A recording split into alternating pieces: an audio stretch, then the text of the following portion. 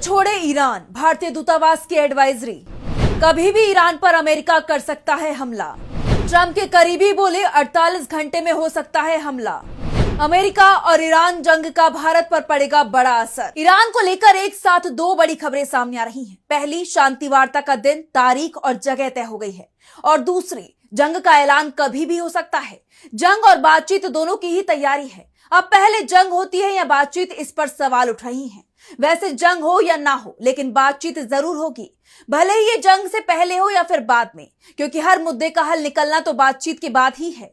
ये बातचीत भले ही जंग के बाद ही क्यों ना हो, आखिर में जंग में हिस्सा लेने वाले हर देश को बातचीत की टेबल पर आना ही पड़ता है। लेकिन इस वक्त बातचीत से ज्यादा चर्चा जंग को लेकर हो रही है, क्योंकि खबर आ रही है कि अमेरिका ने ईरान पर हमले का पूरा प्लान बना लिया है, जिसके बाद भारत की तरफ से अपने नागरिकों से कहा गया है कि वो ईरान से दूर रहें। ईरान के आसमान का इस्तेमाल पहले ही भारतीय एयरलाइंस ने करना बंद कर दिया है, लेकिन जल्द ही पूरे गल्फ का एयर ब्लॉक हो सकता है। तो मिडिल ईस्ट में बढ़ती जंग की आहट पर ही आज हम अपनी स्पेशल रिपोर्ट में करेंगे बात। नमस्कार, मैं आंचल।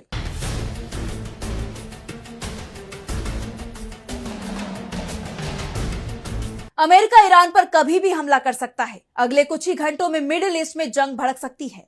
अमेरिका की तरफ से भी संकेत मिल रहे हैं कि युद्ध का नगाड़ा कभी भी बज सकता है। अमेरिकी सेना हमले के लिए तैयार हो चुकी है। मिडिल ईस्ट में अमेरिका के सभी सैन्य बेस पर डिफेंस सिस्टमों को एक्टिव कर दिया गया है। राष्ट्रपति डोनाल्ड ट्रंप का एक आदेश होते ही अमेरिका का हवाई हमला ईरान पर शुरू हो जाएगा। डोनाल्ड ट्रंप ने भले ही ईरान को 10-15 दिन का वक्त दिया था, लेकिन ट्रंप अपनी ही समय सीमा को मानेंगे, इस पर सवाल उठ रही हैं। पूर्व CIA अधिकारी किरियाकोव ने ट्रंप के इसी दावे को लेकर कहा है कि अमेरिका के राष्ट्रपति ने जो समय सीमा दी है, उस पर ईरान को भरोसा नहीं करना चाहिए। अमेरिका को तो पहले से ही इस पर भरोसा नहीं है।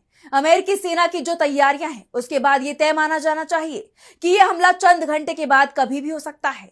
और यही कारण है कि ईरान में भारतीय दूतावास की तरफ से अपने नागरिकों के लिए एडवाइजरी जारी की गई है, जिसमें कहा गया है कि जितना जल्दी हो सके ईरान छोड़ दें।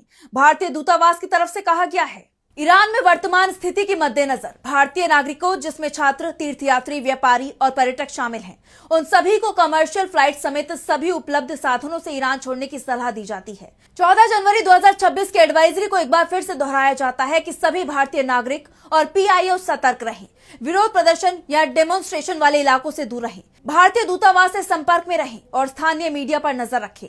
सभी भारतीयों को अपना पासपोर्ट, ID और अन्य ट्रैवल डॉक्यूमेंट्स हमेशा तैयार रखने चाहिए। किसी भी मदद के लिए दूतावास से संपर्क करें। दूतावास ने नागरिकों के लिए हेल्पलाइन नंबर भी जारी किए हैं। दरअसल पिछले साल 28 दिसंबर को ईरान में खामनेई सरकार के खिलाफ प्रदर्शन शुरू हुए थे। उसके बाद 5 जनवरी को भारतीय विदेश मंत्रालय की तरफ से पहली एडवाइजरी जारी हुई थी, जिसमें ईरान की गैर जरूरी यात्रा से बचने की सलाह दी गई थी, क्योंकि तब तक ईरान पर अमेरिका के हमले का कोई अंदेशा नहीं था। इसलिए ईरान में रहने वाले भारतीयों से कहा गया था कि वो प्रदर्शन स्थल से दूर रहें। 14 जनवरी को दूतावास की तरफ से विशेष सावधानी बरतने के लिए कहा गया। और अब जब ये तय माना जा रहा है कि जंग कभी भी शुरू हो सकती है, उसके बाद नई एडवाइजरी में कहा गया है कि जितना जल्दी हो सके उतना जल्दी ईरान छोड़ दे। दरअसल भारतीय दूतावास की इस एडवाइजरी के पीछे जो संकेत छिपे हुए हैं, वो अमेरिका की तैयारियों से जुड़े हुए हैं, जो बता रही है कि जंग अब बेहद करीब है। इसका दावा न्यूयॉर्क टाइम्स ने भी किया है। उसने अपनी रिपोर्ट में बताया कि कतर के अल उदीद बेस से सैकड़ों सैनिकों को ट्रांसफर किया गया है। नेवी के 5वें फ्लीट के हेडक्वार्टर बहरीन में अमेरिकी फैसिलिटीज के नेटवर्क के साथ साथ इराक, सीरिया, कुवैत, सऊदी अरब, जॉर्डन और यूनाइटेड अरब अमीरात में भी बड़े बदलाव देखे गए हैं।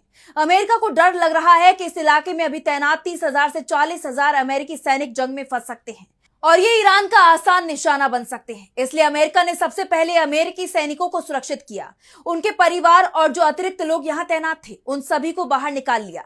यानी जंग में जिनकी जरूरत है, सिर्फ वो ही लोग इस वक्त अमेरिकी सैन्य बेस पर तैनात हैं। अमेरिका ईरान पर हमला करेगा, इसके संकेत ट्रंप लगातार दे रहे हैं। वो पहले भी कई बार बोल चुके हैं कि ईरान में रिजीम बदलनी चाहिए। खामेनेई के शासन को अमेरिका धार्मिक शासन बता रहा है, इसे मुल्लाओं का शासन बता रहा है। अमेरिका इस शासन को बदलना चाहता है। भले ही ईरान के साथ अमेरिका बातचीत कर रहा है, लेकिन बातचीत का कोई हल निकलेगा ना, तो उसे इसका कोई भरोसा है और ना ही ईरान को भरोसा है कि बातचीत से मुद्दा हल हो सकता है, क्योंकि बात सीधे सीधे नेतृत्व परिवर्तन से जुड़ी हुई है।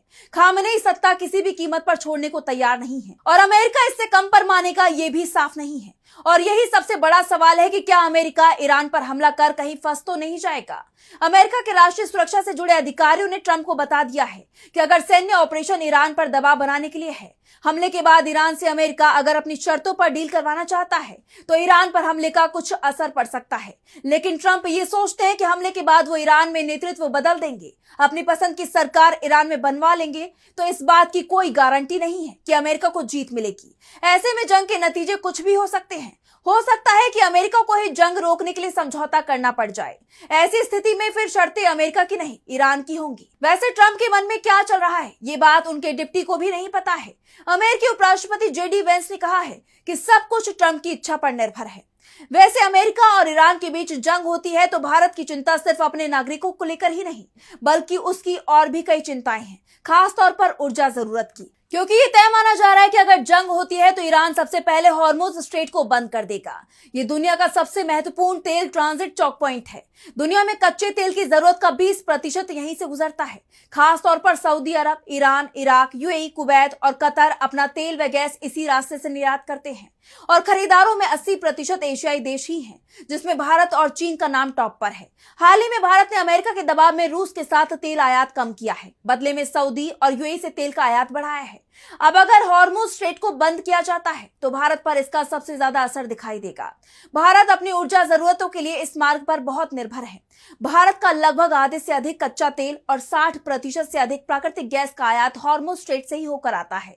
भारत को कच्चा तेल खरीदने के लिए नए विकल्प तलाशने होंगे, जो आसान नहीं दिखाई दे रहे हैं। ऐसी स्थिति में उसे कच्चे तेल के बदले में ज्यादा कीमत चुकानी पड़ सकती है। ट्रंप के दबाव में भारत रूस से कच्चा तेल खरीदना नहीं बढ़ाता है तो उसे अमेरिका से महंगा तेल खरीदना पड़ेगा। ऐसे में एक बात तो साफ है कि ईरान से जंग भारत के लिए चौतरफा नुकसान का सौदा साबित होने वाला है। लेकिन यह भी साफ है कि वो इस जंग को रुकवाने वाली स्थिति में भी नहीं है, क्योंकि ईरान के कच्चे तेल पर इस वक्त अमेरिका की नजर है। ट्रंप भले ही दावा कर रहे हो कि वो ईरान के शासन को हटाना चाहते हैं, जबकि माना यह जा रहा है कि ट्रंप ईरान के तेल पर कब्जा करना चाहते हैं। अगर अमेरिका के हाथ में वेनेजुएला के बाद ईरान का भी तेल आ जाता है तो वो दुनिया में किसी भी देश को उसकी ऊर्जा जरूरत के नाम पर ब्लैकमेल करने की स्थिति में पहुंच जाएगा। यहां तक कि कच्चे तेल की कीमत को तय करने वाली स्थिति में भी फिर अमेरिका ही होगा। वैसे अमेरिका के लिए ईरान के साथ जंग जीतना आसान होने वाला नहीं है, क्योंकि खामेनेई भी जंग की तैयारी कर चुके हैं और वो जिस तरह के बयान दे रहे हैं उसके बाद अमेरिका की भी नींद उड़ी हुई है।